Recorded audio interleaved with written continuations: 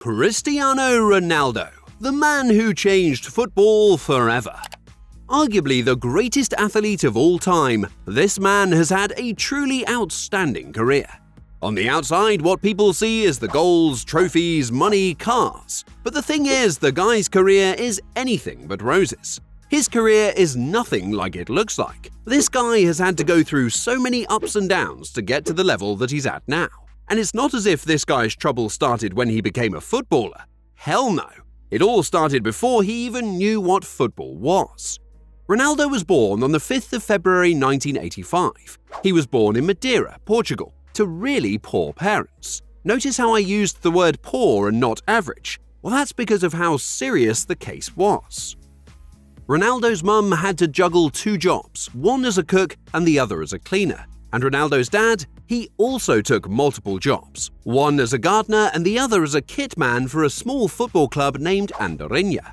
Yes, both parents took different jobs, but that did not do anything to bring the family out of poverty. And Ronaldo is just one of 4 kids. In fact, he was the last child. He has an elder brother, Hugo, and 2 elder sisters, Elma and Liliana. Funnily enough, after having 3 kids, the parents decided that they were not going to go past that. But somehow, Cristiano came to be. Normally, news that another child is on the way should be a good one. But the moment Cristiano's mum realized she was pregnant, she actually wanted to abort him. But luckily, the doctor stopped her. But anyways, although things were really difficult for the whole family, Ronaldo found something that he loved, and that was football. At a young age, Ronaldo was already crazy about football, and he didn't care about anything else. The world could be turning upside down, and Ronaldo wouldn't care a bit. Just give him a football, and he's good. And it wasn't just about the love he has for the game, but for some reason at a very young age, this boy was already doing all he could to get better.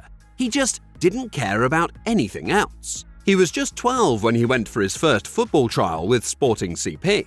Of course, the scouts were blown away when they watched him play, and they picked him. He joined the team, and that was the beginning of his football journey.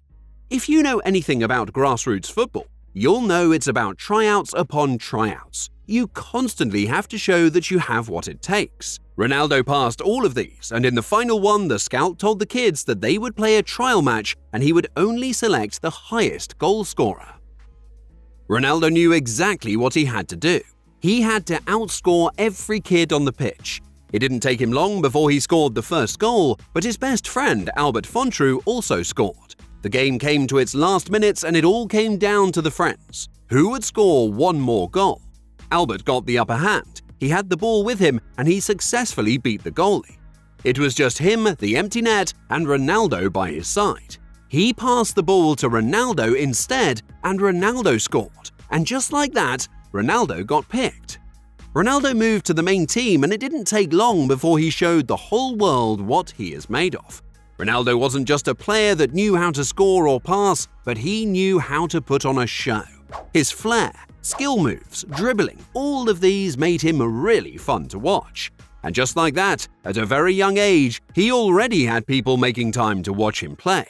But all these weren't the real deal for him. His story changed when Sporting faced off with Manchester United in 2003. Ronaldo knew this was an opportunity to sell himself to the bigger team in Europe.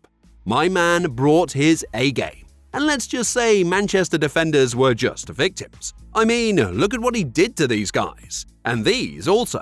And he kept going and going till the ref blew the final whistle.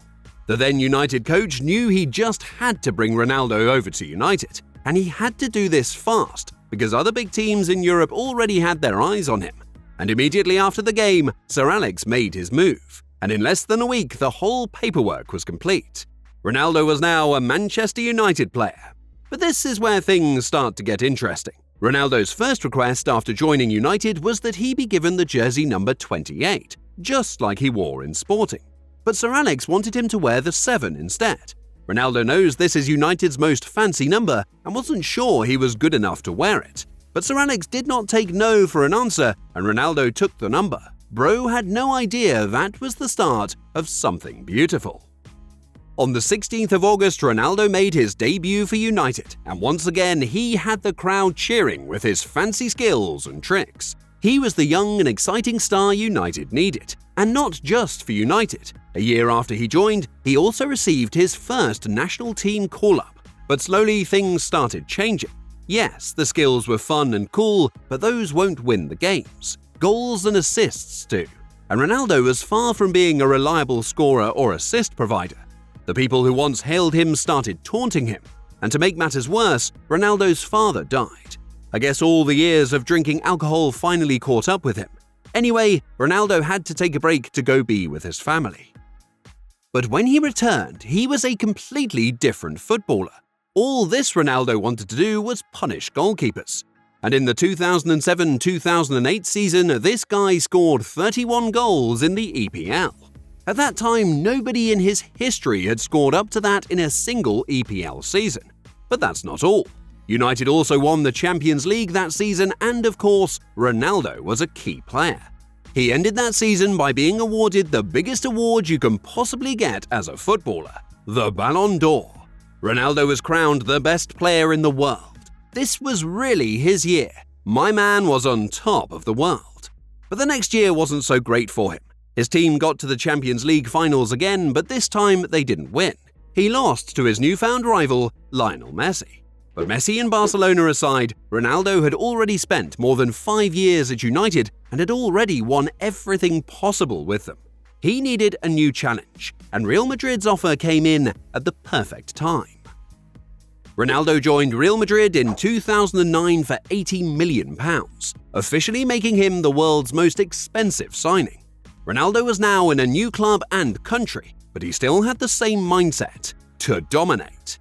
And just when we thought the next time we would see Ronaldo it would be the Ballon d'Or or the Champions League trophy, Ronaldo had something a lot better for us. He announced that he would be having his first child, Cristiano Jr. Although for reasons best known to him, he decided to keep the child's mother a secret. See, Cristiano Jr.'s arrival changed Ronaldo. He could no longer be that carefree adult who just wanted to live his life and play football. He was now going to be a dad, and I guess that responsibility turned him into an animal on the pitch. Back to his career, Real Madrid signed him for a major reason: to win the Champions League. Ronaldo and the rest of the squad could not do this. They tried year after year, but every time a team rose and crushed their hopes. But in the 2013-2014 season, Ronaldo made up his mind. Nothing would stop him from winning the Champions League. He was on fire throughout the season, and when it got to the final against Atletico Madrid, Ronaldo scored the deciding penalty to give Real Madrid their first Champions League trophy since 2002. And once again, Ronaldo grabs another Ballon d'Or. But Ronaldo needed one more thing to make his happiness complete. He needed to win a trophy for his country. And just when it looked like the Portuguese national team were not strong enough to fight for a title, the 2016 Euros, probably one of the most dramatic Euros ever, fell into the hands of Portugal. Right from the group stage to the final, Ronaldo fought hard. In the final, Ronaldo got injured early into the game and had to be carried off the pitch. He was Portugal's main player, and now that he was off the pitch, it looked like France would cruise past Portugal. But the Portuguese knew how important this was, and against all the odds, they won. I don't think I've ever seen Ronaldo this happy. Now that Ronaldo had won everything with Real Madrid, he decided to challenge himself and move to another team. He joined Juventus in 2018. He quickly started scoring bangers here week in and week out, and even won the Serie A title twice. But Ronaldo had an eye for something else. He wanted the Champions League. But for 3 seasons in a row, Juventus got knocked out of the tournament. He couldn't take it anymore and decided to go back to where it all started: Manchester United. In 2021, Ronaldo shocked the whole world when he rejoined Manchester United. Ronaldo coming back to the EPL. No one saw this coming. Another thing we didn't see coming was what transpired between Ronaldo and United's coach, Erik ten Hag. Before Ten Hag came into the club, Ronaldo enjoyed his time as a United player. I mean, he was back home. What could go wrong? Well, United's board decided to bring in Erik ten Hag as the new head coach, and that's where things started going bad. Ronaldo and the new coach had their differences they couldn't settle, and in the end forced Ronaldo to do an interview with Piers Morgan talking about the problems he had with the coach and the team generally. A few days after this public interview, Ronaldo and United agreed to terminate the player's contract, and Ronaldo moved into the World Cup without a club. But for that moment, all these guys could think of was winning the World Cup. But sadly, things didn't go his way. Portugal got knocked out by Morocco in the quarter-finals. Now Ronaldo was without a club and out of the World Cup. Everyone thought he was finished, but we know Ronaldo. He knows how to prove everyone wrong. In less than a month of crashing out of the World Cup, he signed a new deal with a Saudi side, Al Nassr, a $200 million deal, and now my man is in Al Nassr scoring all types of goals every week. This guy is on his way to scoring his 1,000th goal, and right now he is looking unstoppable. But what do you think? Do you think he can hit 1,000 goals in Al Nassr? Don't forget he has more than 900 already. Head to the comments and let me know what you think. That's all for the video. Drop a like if you enjoyed it and subscribe to the channel.